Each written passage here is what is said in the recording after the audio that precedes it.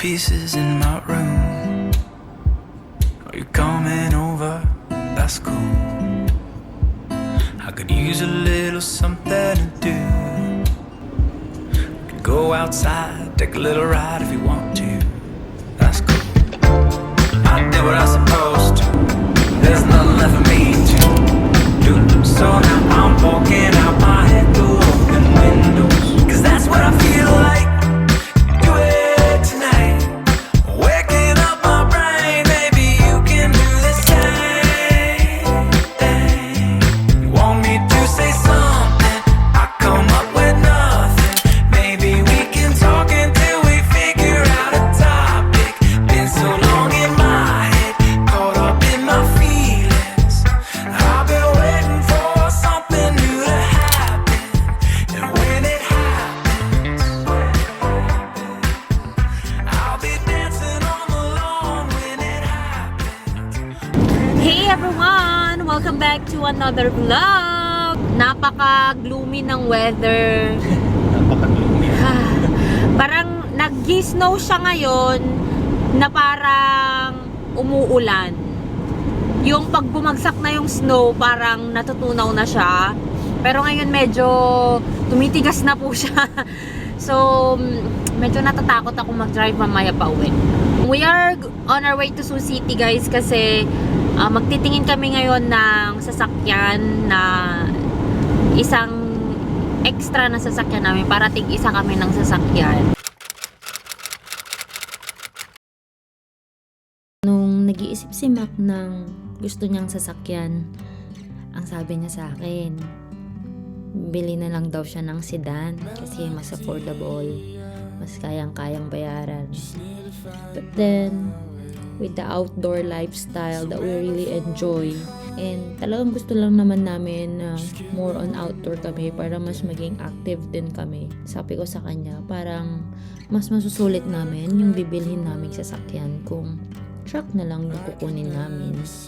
And after praying for it, and after more than a year of delayed gratification and saving for cash, here we are checking the truck that we really like. So, ang daming hirap and ang daming prayers para lang ma-check tong sasakyan na to. Ito kasi yung kukunin namin ngayon is pre-owned. Itong car na to, namin na to ngayon, this is brand new, itong car ko. Yung kukunin namin ngayon is pre-owned kasi mahal, brand new na truck, hindi namin afford. Ayaw naman namin guys na sobrang magpe-paycheck to paycheck kami or mabaon kami sa utang dito. So, yung kung ano lang talaga yung afford namin, nag-set na kami ng budget namin. Basta, let me know down below kung gusto nyo bang malaman paano yung computation ko dyan. May computation pa kasi dyan bago kami nag-decide. So yun guys, punta na kaming Sioux City. Sana safe talaga to. Kasi if ever makakuha kami ng sasakyan ngayon, ako magdadrive nitong sasakyan pa uwi. Tapos siya yung magdadrive ng isang sasakyan. Kung ipagkakaloob ng Panginoon yung sasakyan natin ngayon. So we will see.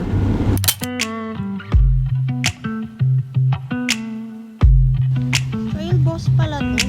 There's pain in the struggle. Napaka-perfect naman ng car shopping natin. Ang lamig-lamig. Cause there's beauty in everything. Ewan ko na lang kung hindi pa mamatay yung deer na mabangga mo dito ah. Kahanap po kami ng mababang mileage. Mas mura pa. Hindi naman siya pang-pamilya. Pang-sport ito guys. Grabe, ang taas. Oh my God, shoot. Parang mapapfracture pa ako dito. Paano ko bababa? Grabe. Yung taas niya hanggang dyan sa above the ano ko pa oh. Above the knee. Magjujuti ka ganyan yung dala mong sasakyan. Ay, magkakasakit ako nito guys sa kakahanap namin ng sasakyan. Sa update ay wala na po yung sasakyan na gusto namin. Kasi binagsak, hindi naman bagsak presyo, pero nagbawas na kasi sila ng price. Tapos, Tumawag si Mac ng Tuesday. Ang sabi mag-apply na daw kami. Pass na daw namin yung requirement. Tapos sabi ko, punta na lang tayo ng Thursday para kung nandun pa, para sa atin talaga yun. Kasi pinapapray ko talaga. Eh ngayon wala na, nakuha daw kahapon. Kaya yun, meron actually mas mura doon, sobrang mura. Tapos 11,000 lang yung mileage niya. Kaso ayaw niya, sobrang taas nga kasi. So, Buti kung binata ka, pwede. pang binata daw yun, para sana kay bunso. Sporty ka, pwede. Para yun, akay tawin, no?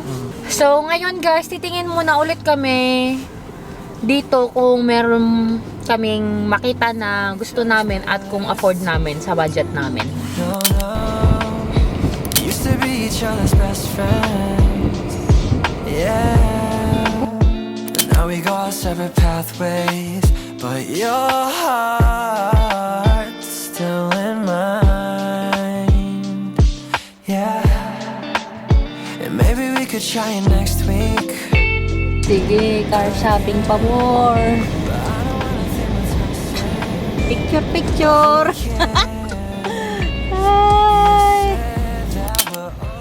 Hi! Road test po tayo mga kabatid. Huwag kayong ma-inlove at baka iuwi na naman po ito ng iba.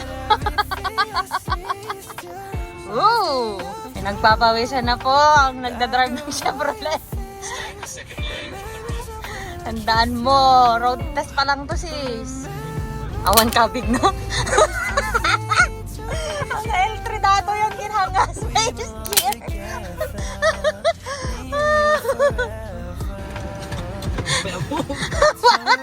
Paano daw mag-handbrake?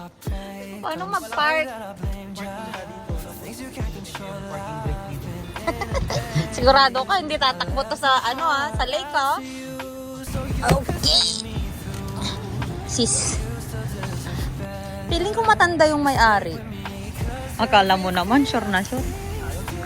Tingnan mo nga, nababasa ba yung loob? Hindi. May dito nanggagaling yung basa Bawal pong bumili sir na wala po kayong garahe na extra. Uy, depindot. Hindi mahirapan. Ito yung kulay nung nakuha natin, nung tinignan natin nung last, no? Black yun. Ito yung brownish, ang interior niya.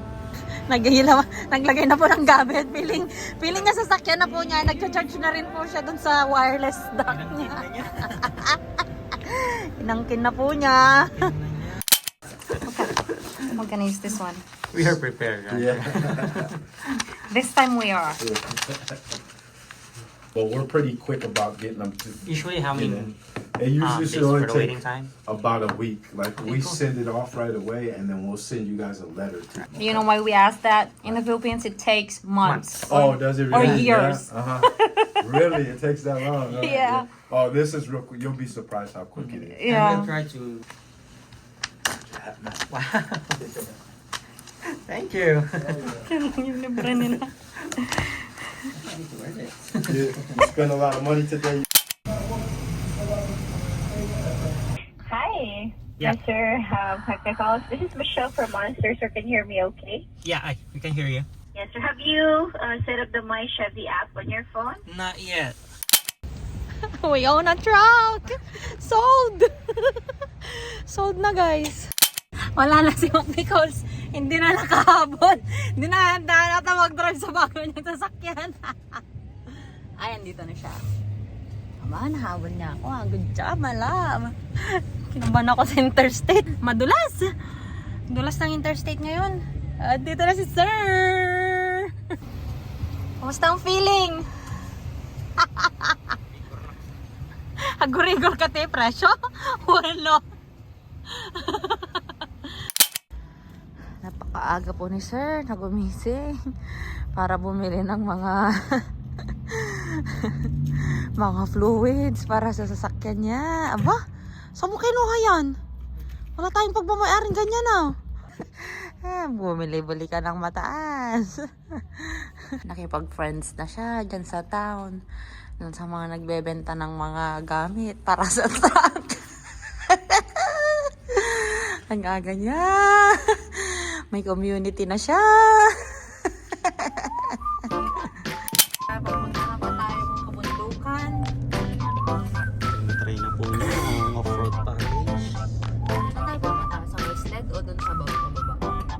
tayo. may pababa mo. Tapos left ka.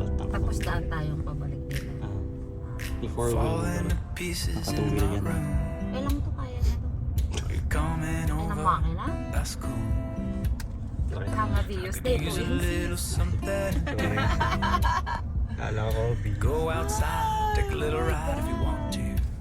That's cool. yung makina ng I did what I supposed to. I would like to There's nothing thank left for me to Nana, do. So now I'm poking out my head through open windows. 'Cause that's what I feel like doing tonight. Waking up my brain, maybe you can do the same. Without you guys, I will never be able to drive Silverado. Maybe we can talk until we figure out a topic. Been so long in my head, caught up in my feelings. I've been waiting for something new to happen. And when it happens, I'll be dancing on the lawn when it happens. When it happens, I'll be dancing on the lawn when it happens.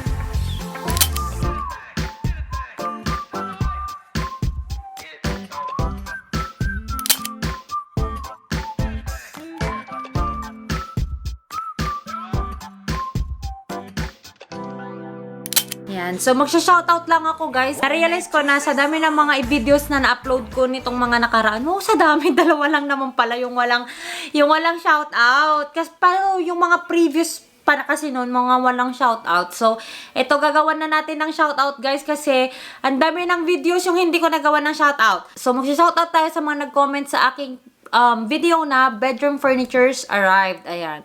So, shoutout to Renz Mia, Ana Love, Ronica Berto, Jolan Valyacer, Pauline May P. Hernandez, kay Ibrahim Hailil, kay Jen Nofuente, kay Raisha Jem, kay Waki Stolen, kay Mavi RN, kay Aryan, Christian Joey Solares. Ayan. Shout out sa inyong lahat. And then, next naman ay sa shopping for Christmas decor. Grabe, no? Yung mga Christmas. Alam nyo, guys, tong mga videos, mga i-upload. Itong mga, gagawin ko ng shout out ng mga videos ay yung mga videos ko nung nasa Canada ako and now papunta na naman akong Canada. So, grabe, tagal, ang dami kong utang. Shout out again! So, ito naman yung shopping for Christmas decor at Hobby Lobby. So, shout out kay Mavi RN, kay Robinilio Sistoso, kay Ana Love, My Life Outside Philippines Nurse. Parang feeling ko si Stress ito. Waki Stolen, kay Ibrahim Hailil, kay Michelle H. Shoutout din kay Renz Mia and Ronica Berto. Now, next naman is for packing for travel to Canada. Sabi ko sa inyo, mapunta akong Canada. Mga video na to eh. Shoutout kay Maureen, kay Renz Mia, kay Arnel, kay Snowball, Ronica Berto, Sandra, Waki Stolen, Ibrahim Hailil. Ayan. And then again, sa flight or first day in Canada na video. Shoutout kay Renz Mia, kay Charlene Ledesma, Irene Infante, Snowball, Ibrahim Hailil, nakailan ka na? Suki ka talaga, pati din kay Waki Stolen, kay Nurse Marian, kay Abigail Vibal, kay Ronica Berto, Mavi RN, kau din sis, suki. And then kay Malu ako, and of course, kay Princess Mia, sabi niya, hey, I'm not short. Ayan guys, so thank you so much everyone for watching. I hope nag-enjoy kayo sa video natin ngayon and I hope na mag-comment pa rin kayo kahit medyo late na yung mga ibang shoutout. So I will try na mas dadamihan ko yung videos na gagawan ko ng shoutout. I mean, paano ba? Yung videos na i-mention ko in every video. So, we'll try to do that para makapag-keep up tayo sa mga videos na in-upload natin. I hope you learned something again today. And, yun lang guys. If you haven't followed me yet on my Instagram and on my Facebook, the name is Joy of Mia. And if you haven't subscribed to this channel yet, please do subscribe and hit the notification bell button para lagi kayong ma-update kapag may bago tayong video. And I'll see you guys on my next one. Bye!